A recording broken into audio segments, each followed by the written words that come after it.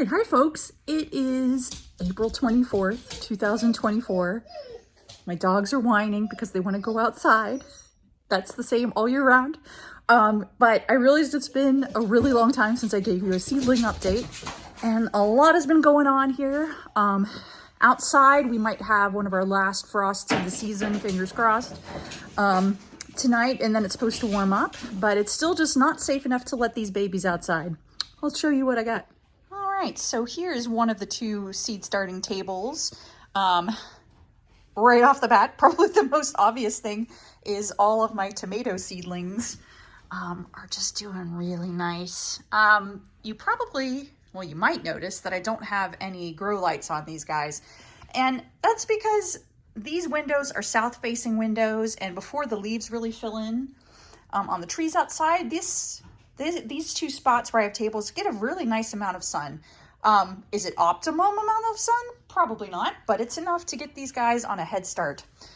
So up here, let's see, who do we have? So we have a couple different varieties of tomatoes. Anything with Brad is Brad's Atomic Grape. And then I think we have Bumblebee in here too. I think these might all be the Brad's. So I think these are all Brad's Atomic Grape down here. But here's like a tomatillo, for example, looks a little bit different than the tomatoes. It's got like this nice smooth leaf. It's not lobed like the tomatoes are. But they're doing really well. They've already got lots of sets of true leaves. And something you might notice if you're growing tomato seedlings is that eventually the first set of leaves start to fall off. Like, don't fret if you see them looking, oop, what did I knock off? Ooh, it'll be okay. I broke this off, and if I were feeling really like I needed more tomatoes, I could stick this in the soil and see if they grew, but I got plenty of tomatoes. So point being, you might see little wilted leaves near the bottom of your tomato seedlings, and that's perfectly natural and okay. In fact, when I end up planting my tomatoes, I'm gonna probably plant them with the soil all the way up to about here. So I don't actually want any leaves lower down. I want the soil to make contact with the stem and start to form roots and make a nice strong tomato plant. So we've got a great season going on here. Brad's Atomic Grape is a small, like really wild coloration purple tomato, kind of like a cherry tomato. And then the yellow Bumblebee that I have is another kind of cherry shaped tomato. So these will all the plants will get pretty big. Oh, and the tomatillos are purple. So we're gonna have lots of good colors. And I plan on putting these in my green stalks outside, but we'll get to that later. All right, so that's tomatoes and tomatillos. What we've got back here is a mix of my Dichondra Silver Falls. I started actually multi-planting them together when I transplanted them up because I want a nice big clump that's gonna trail down and look very pretty. You can see the silvery true leaves here. That's what we're looking for with that Silver Falls. Back here, I have some of my petunia seedlings, and this year's been a little interesting. I've had some that have transplanted and look just great, like this guy over here or this guy over here. But then there's some that have been really tiny, way behind some of the other seedlings. But I'm hopeful, fingers crossed, some of them have caught up and rebounded once I transplanted them into a little more soil with a little more nutrients. So we'll see, fingers crossed, but it's been a little bit of a weird one this year. Okay, and over here, let's see, we got some of our pansies or violas. All right, yeah, so these seem to be mostly pansies or violas. I kind of gave up on labeling them and definitely gave up on using them as my spring decoration because just now they're starting to get to a reasonable size, but they're still cute. Down here, we have more petunia seedlings. Same deal here where, especially over here, these have been kind of small, but I feel like they are catching up a little bit. Not sure what happened, but we'll just get what we can and buy some more if we need to. More Dichondra Silver Falls. Up here I have two hibiscus cuttings, well, basically little baby plants that I bought off Etsy. They're looking pretty good. Here we have my Quartet Marine stock seedlings. They have a very interesting habit. I feel like they kind of are flippy floppy all over the place, but still looking really good. Down here, I have my ruby red salvia. So salvia leaves Kind of look like little, to me they look like teeth with little like saw edges on them. Got a couple of these. They'll all be pretty reasonable size, so this should be really nice for my containers outside in the summer. Then a few more, one more salvia over here, and some, well, I think that's another salvia hanging out there, but some more violas around it. As you can, the reason things have gotten more disorganized is that I've consolidated down my seedlings based on the ones that germinated, so that into these these planters. So sometimes you had to fill in a gap with a different plant and try to make the best use of your space. Anyway, here's my coleus that I grew from seeds I collected last year. They're looking pretty good. They're starting to put on some color. Usually I have a lot more, but like I think I mentioned in a previous video, I accidentally dropped the envelope, or the dogs knocked over my seed envelope, and these were the only seeds that were left. But still, this is gonna be fine. This will be plenty. Now here and here I have my whiskey cocktail white begonias with bronze leaves that I started from seed. This is where I've transplanted some out. I'll show you on the other table how much bigger those are. But I didn't have the heart yet to toss all the rest of them. I kind of want to see how big they would get even being packed in with one another, and they're pretty sizable. But just wait till you see the other table. Actually, oh, that's the whiskey cocktail. Those are bronze leaves with white flowers. And then over here is Barb's begonias. These are going to be green leaves with pink flowers. And I still got a ton of those left if I need some.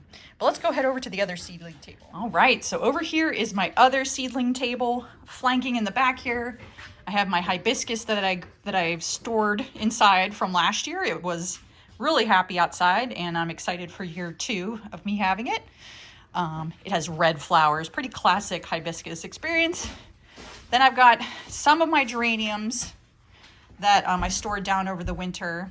Not many. A lot of them did not come back, which is a bummer. But I think I did not water them, miss them enough during the winter. And so we are starting with a smaller cohort this year. And that's okay. It's really all okay. This is what most of them look like, and I've tossed them out at this point. See, they're empty pots. That's okay. Room for more plants. All right. So let's start. My younger son's sunflower plant that he just brought home, the sunflower seedling, which is getting started in this little sunny windowsill.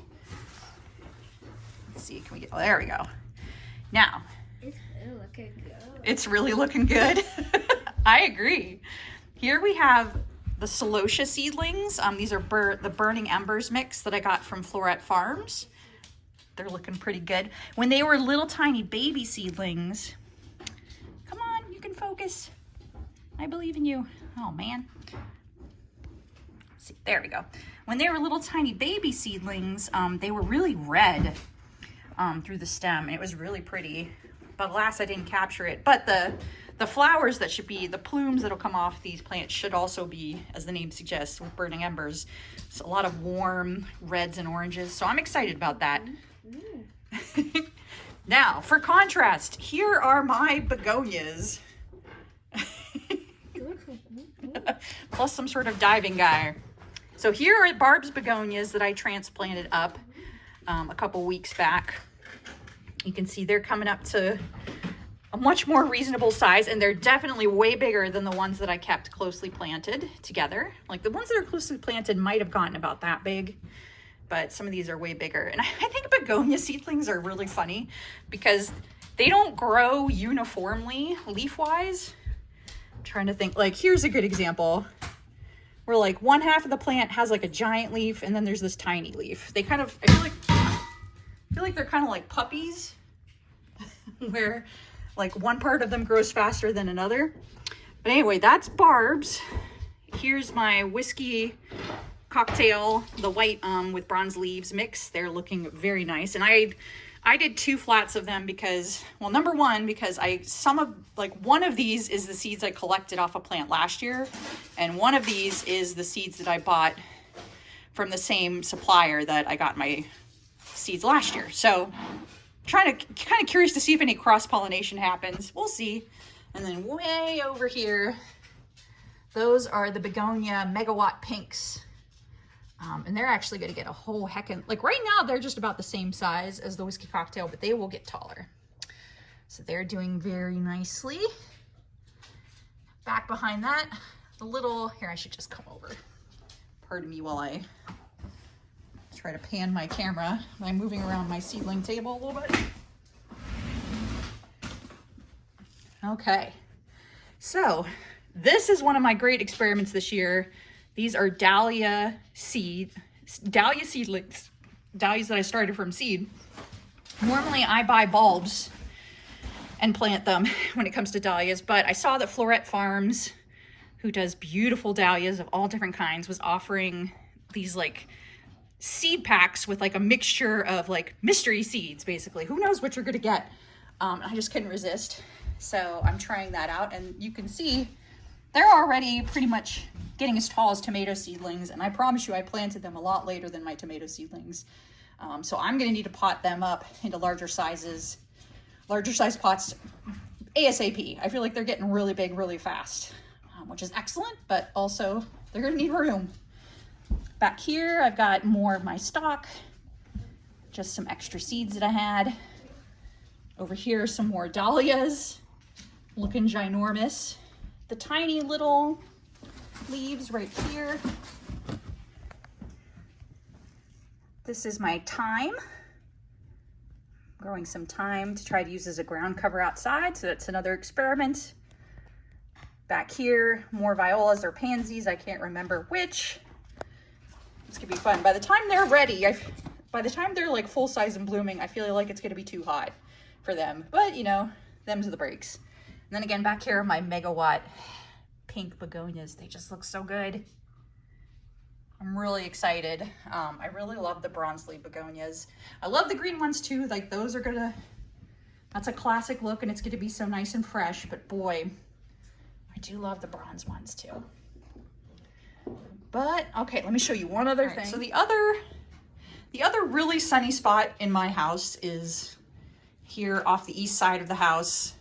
This is what I call my nosy neighbor nook, because you could sit right there in that chair. If there weren't a million plants in here, you could sit on that chair and look out the window.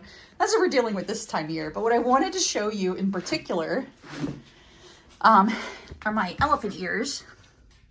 Number one, I got, so this is a teacup, was it teacup? I think it's coffee cups elephant ear that I bought off of Etsy as like a little mini plant. It was already sprouted and it's doing really well. To me, it looks like it's probably going to start to put another leaf out soon. Probably right, I feel like right there.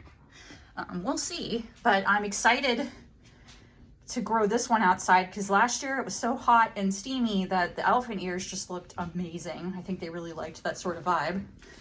And then back here, we had major developments here in my elephant ears. These are ones that I grew last year and then collected the bulbs, brought them inside, and then I potted them so early, so early this year, and for a long time, like nothing has been happening. And then all of a sudden, this one, I feel like I woke up this morning and it had just cleared. There was nothing yesterday. And today there's like this big stem already coming out. I'm not sure who it belongs to. But then we got another one here and another elephant ear here. I think at least two of these, or at least one of them, this is where I could do a better job of labeling stuff, but I don't. I have both kind of a regular green elephant ear bulb. I think one of these will be that. And then I'm hoping that one of them is my elephant ear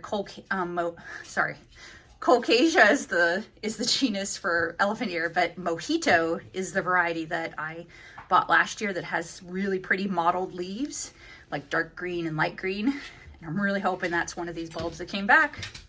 But we'll see. During the winter, a lot of my plants live inside. Here we've got, I don't think I can reach it very well, but this is my tubular begonia. It's gotten a weird growth habit over the winter, but it's doing all right. It's even got a flower there, but I can't quite reach it. This is a problem. You get too many plants, you can't reach them all. And then also I have my house plants that are going to go outside again this summer. some of my more interesting begonia acquisitions lately. They will go outside and will probably be very happy. And then part of the reason why I'm not sad that I have so few coleus seedlings is because I have this. This is my experiment where I took my favorite coleus before the frost hit last summer and made cuttings of them, and then basically potted them up and kept them as a house plant over winter.